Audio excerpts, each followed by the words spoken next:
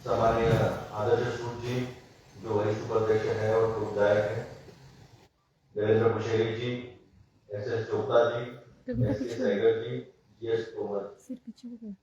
ये जो विशेष प्रेस वार्ताएं हम लोग पूरे देश में कर रहे हैं, तो हम देश को ये बताना चाहते हैं कि गैंग्स ऑफ ठग्स इस देश को लूट रही है और इस देश की सारी संस्थाएं मोदी प्रणीत, अमित शाह प्रणीत सरकार ने अपने हाथ में ले ली है, जिसे कोई स्वतंत्रता नहीं है कि वो नियम कानून के तहत कुछ काम कर पाए। ये कहने पे मजबूर होता है कि जिसको इस देश में गलत काम होने से वित्त क्षेत्र में, फाइनेंस सेक्टर में रखवाली करनी है, जिसे देश को फिनेंशियल फ्रॉड शेयर मार्केट में और देश में होने से बचाना है, वही अगर उसका हिस्सा होगा, कोतवाली अगर चोर होगा, तो इस देश को बचाएगा कौन? तो विपक्ष को अपनी भूमिका देने पे मजबूर जो किया गया है, क्योंकि अदानी जो फ्रॉड किया है, आज हम ये कह सकते हैं कि स्कैम बाय अदानी, उसे जिनको इंक्वायरी करने के लिए सर्वोच्च उच्चतम न्यायालय ने कहा था, वही उसमें अगर संलिप्त दिखती है। मैं माधवी पूरी बुच की बात कर रहा हूं। ये विनोद अदानी जी, गौतम अदानी जी, धवलपुरी, माधवी बुच, और माधवी बुच को सेबी में लाने के लिए जो कमेटी बनाई गई, उसमें 2 लोगों ने जो निर्णय लिया, वो वेबसाइट पर अवेलेबल है, मोदी जी और शाह जी ने, और फिर इंक्वायरी में कुछ मिलता ही नहीं है।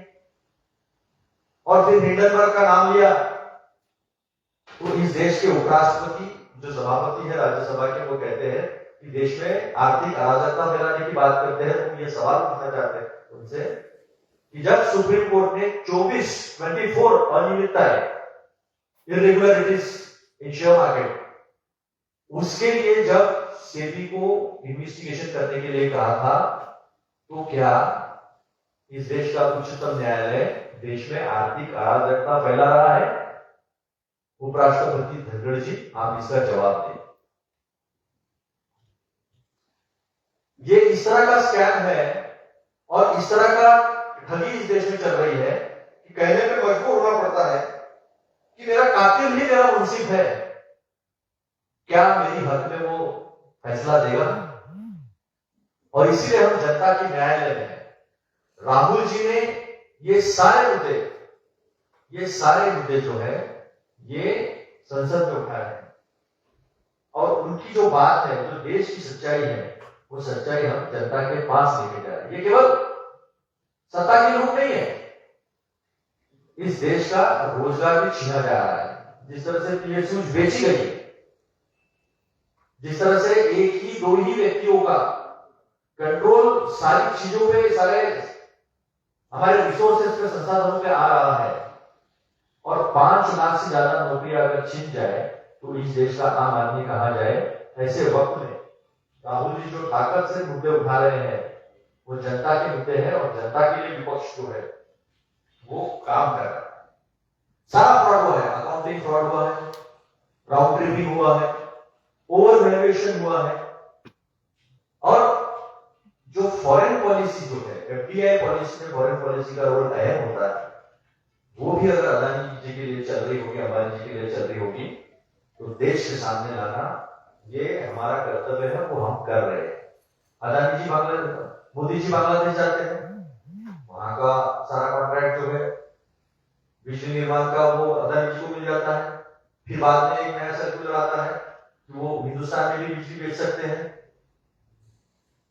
मोदी जी ऑस्ट्रेलिया जाते हैं, अदानी जी ऑस्ट्रेलिया जाते हैं, हमारी वित्तीय संस्थाएं उन्हें फाइनेंस भी दिलाती है, एलआईसी इस्तेमाल होती है, एसबीआई इस्तेमाल होती है, पेंशन फंड इस्तेमाल होते हैं, अलग अलग तरह के फंड जो है वो सारे अदानी के शेयर्स खरीदते हैं। तो ये आम आदमी का पैसा अगर इसकी लूट होती होगी, तो विपक्ष शांत बैठ नहीं सकता।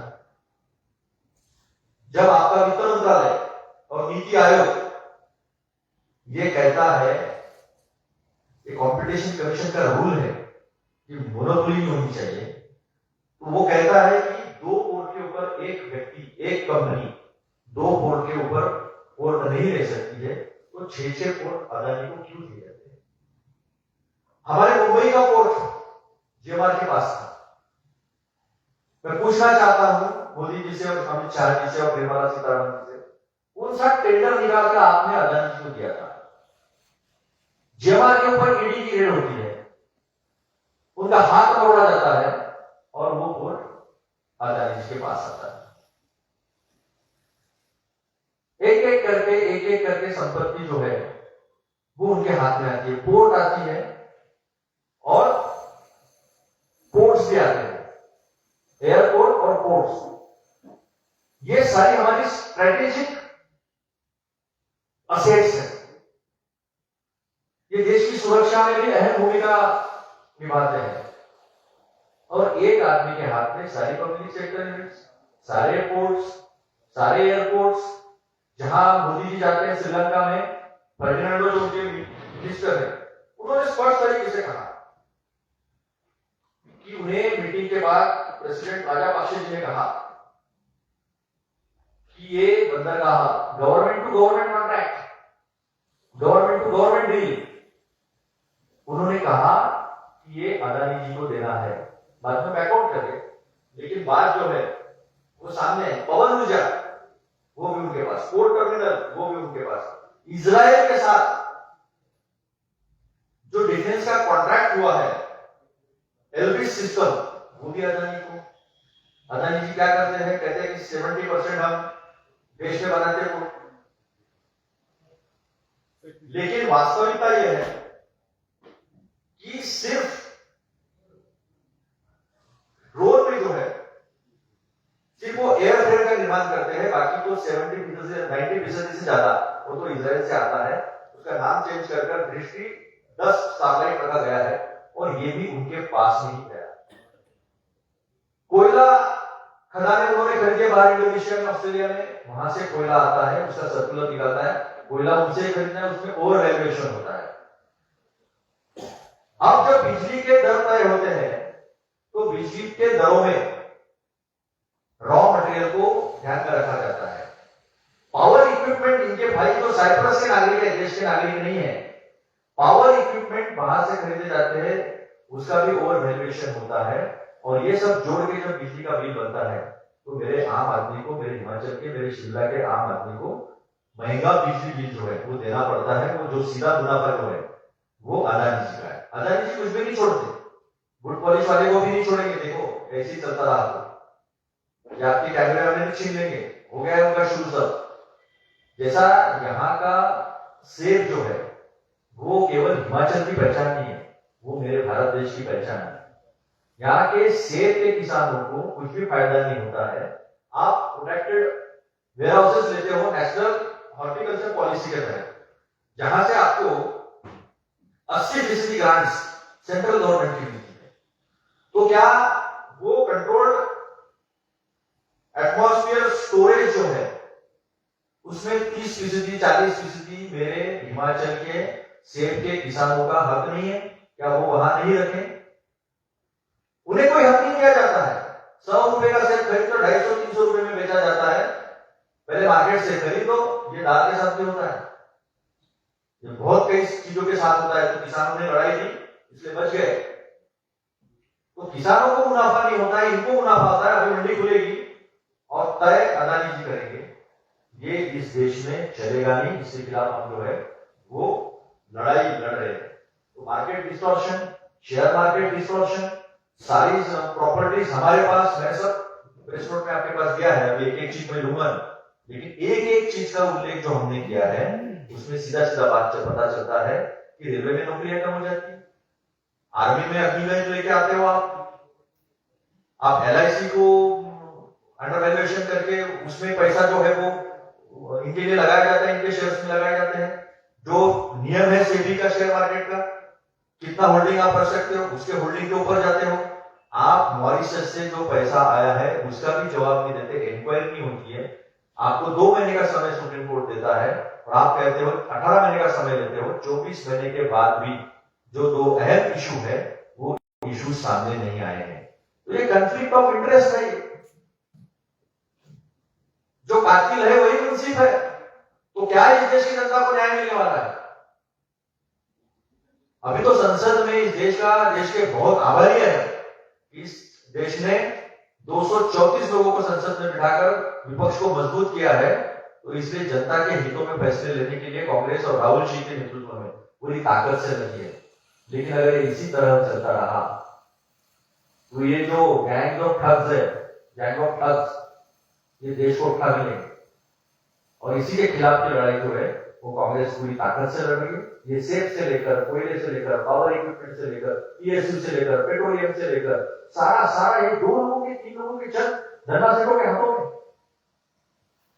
ऐसा कभी नहीं हुआ है। कोई नियम नहीं, कोई कानून नहीं।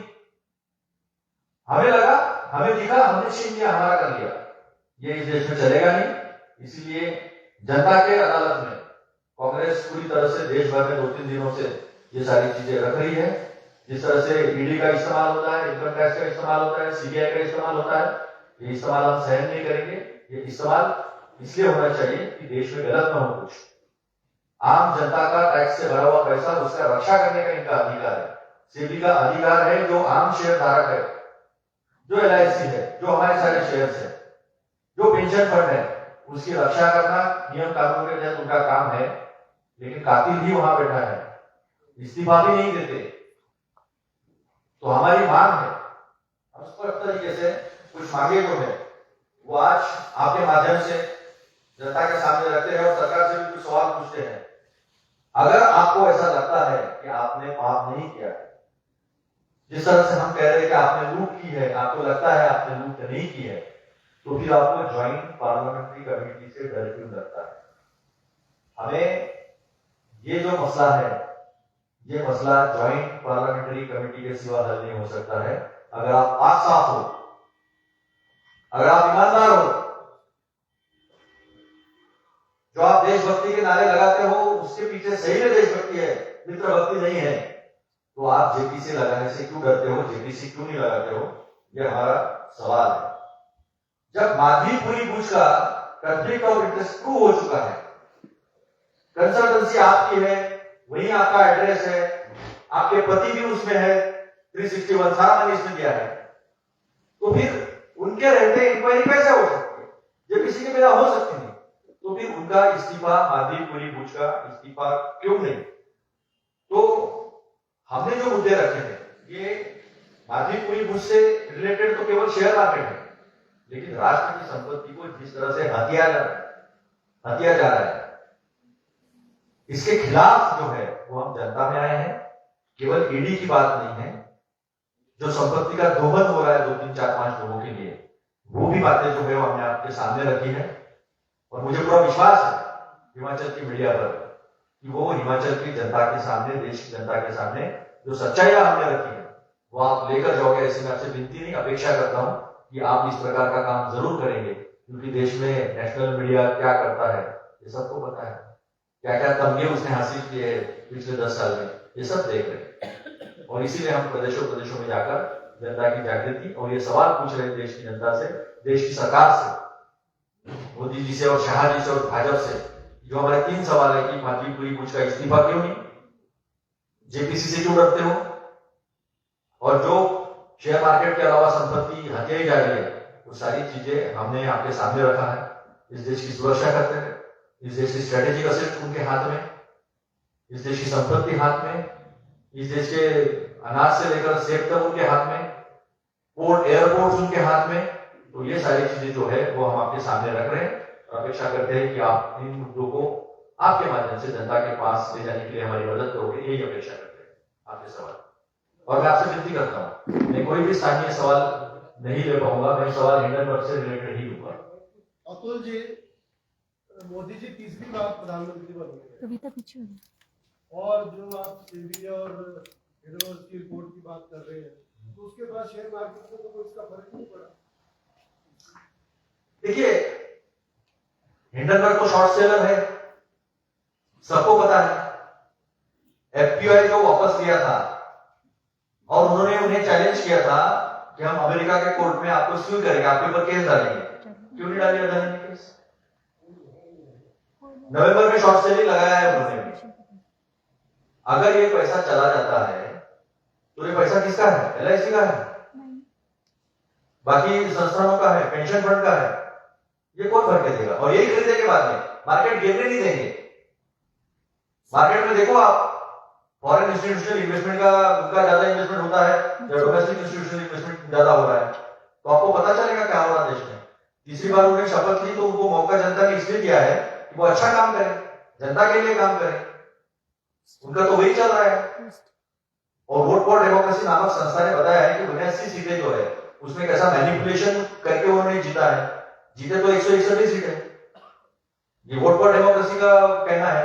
लेकिन उसके ऊपर ना तो जवाब इलेक्शन कमीशन का आता है और ना ही सरकार का आता है। हम लोग कोर्ट में गए हैं वो सारी चीजों को लेकर। तो हत्याई हुई सरकार है, जनता ने दी हुई सरकार नहीं है, हत्याई हुई सरकार।